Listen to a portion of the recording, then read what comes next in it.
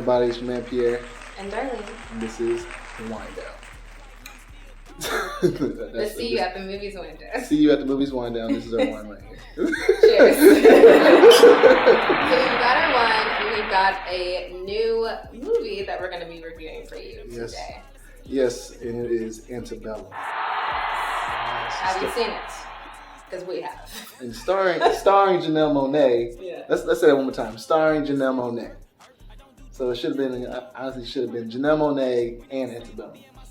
That's the title right there. Oh my gosh. So if you haven't seen Antebellum, it's a take on Antebellum, 1800 slavery, Southern slavery, Antebellum South.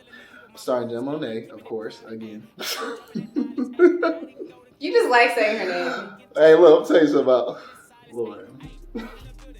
Anyway, let's get back to the topic. Dang, yo, this is the power of her name. Yeah, I know. Like I ain't know. Like I'm sorry to go off topic, but I never knew. I don't know how this is gonna sound, but man, I never knew. You never knew like you wanted something until like it's just right in your face. Mm-hmm. So when I seen her like working out and she was all sweaty, I was like, dang, that's what I want for Christmas. Oh my gosh! Yeah, she looks so good in this movie. I was like, dang, like her sweat. Did she sell her sweat like on Amazon? Oh my gosh! See this guy? Oh my. Okay, let's get to the movie review. All right, the movie review. So let's start with let's start our first question. Did the movie live up to its hype? It did not. Ooh. We started getting nasty. This is, I'm being blunt and honest here. It did not for me. And okay, Just didn't. You know what? I'm gonna have to concur with Darlene here. It didn't do it for me. I mean, besides Janelle Monáe being phenomenal in everything she does. I mean, like her acting, like her alone in this movie, I think that's what made the movie for me. Like her acting, probably the best I have seen her act ever. Yes. Like her best work, I think. Yeah, like she could stop, like you said before, she could stop singing and start acting. Yeah. Just act. She's phenomenal. She's a phenomenal singer, like musician for sure, but acting. It's like sad to say, I will forget about like, dang, she used to be a singer. I know, yeah. I mean, she's talented in both, but her in this movie, that was, But the movie as a whole, Yeah, no, I agree. I think the commercial itself, and a lot of movies did this. I'm going to say Star Wars, the last three trilogies with Finn, his character. You show a character, whatever like that. You show them a position that they're not in the actual movie. So when we watch Antebellum trailer, for me, I assume that, dang, it's a time loop. Like the past is going to the future is going to the past, because when the slaves are looking in the sky, you see the airplane disappear, come back, disappear, come back. So I'm like, oh, this is going to be some sci-fi, Afrofuturism type of horror type of thing. But then you sit down and watch the movie, and I think they cover where they're at in like the first, 30, 45 minutes that we know that she's been taken modern day. I think that should have been a twist left all the way at the end of the movie. All the way in the back. But I know they needed to cover that backstory with her husband. And for me, it just didn't register. And it was just very, not even because it was low budget. I felt like it was, you couldn't tell? I'm sorry. Hey, like Janelle Monáe power her name. Yeah. But yeah, it just the story structure didn't do it for me. It felt sped along. I think I told you before, if it ran for 2 hours, had a similar structure to 12 Years a Slave, but flipping the narrative, of course. And we had that character development. We could have covered that backstory. We could have been attached to so many characters in this plantation.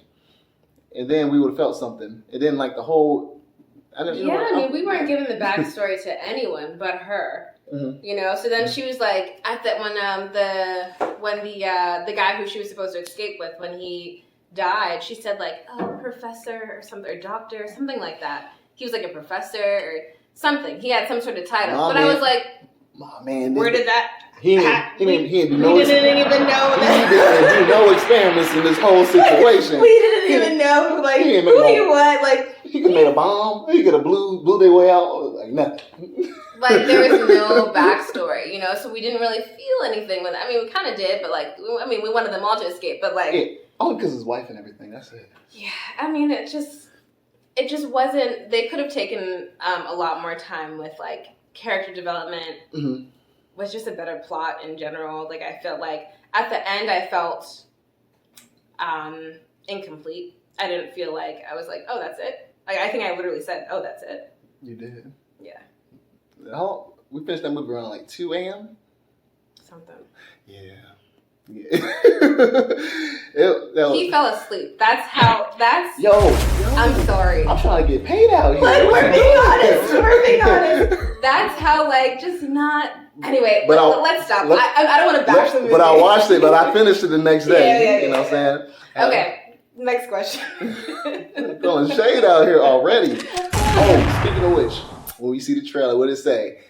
Brought to you by, produced by a producer or some producers from Get Out and Us. Mm-hmm. So now we got you putting the standard on there. We're comparing to that. And you didn't deliver. And it didn't have that scary element. It didn't have, mm-hmm. It wasn't the same. Yeah, and I don't like being the type of person being a critic. You got that? Oh my god! but it's just you overshot and you put those names on it, and you can't be surprised when people watch this and don't give you have high expectations. Yeah, those extremely high. That's Jordan Peele. Yeah, power in his name. That's gonna be my catchphrase, bro. Power in his name. But yeah, like those expectations, and you don't deliver that. First of all, you don't give us the psychological type of build and structure that Jordan Peele gives from Us and Get Out. You don't, and it's even like I think the only symbolic thing I saw when he told Janelle Monáe, "What's your name? Say your name." That's a reference to me to Roots with Kunta Kinte. Your name is Toby Boy. And then after that, I felt that was very on the. No. There you go. Yeah, you gotta say it. Somebody gonna get it. Okay. But so in comparison to those previous previous Jordan Peele works, Us, Get Out, mm-hmm. It just didn't live up to that same. It didn't. Sadly, because I was so excited to move all year. I don't care to watch it again. The only reason why I'll watch it is for one person only. Do you know who that person is? Yeah. Janelle Monáe.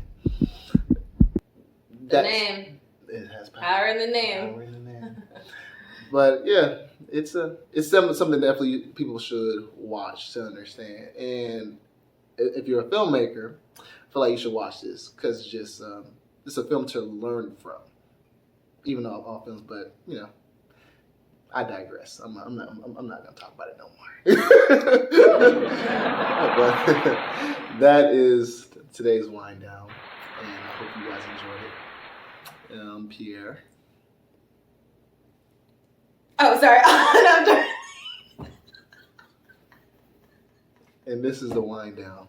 This is what I put in this sometimes. And I'm tipsy.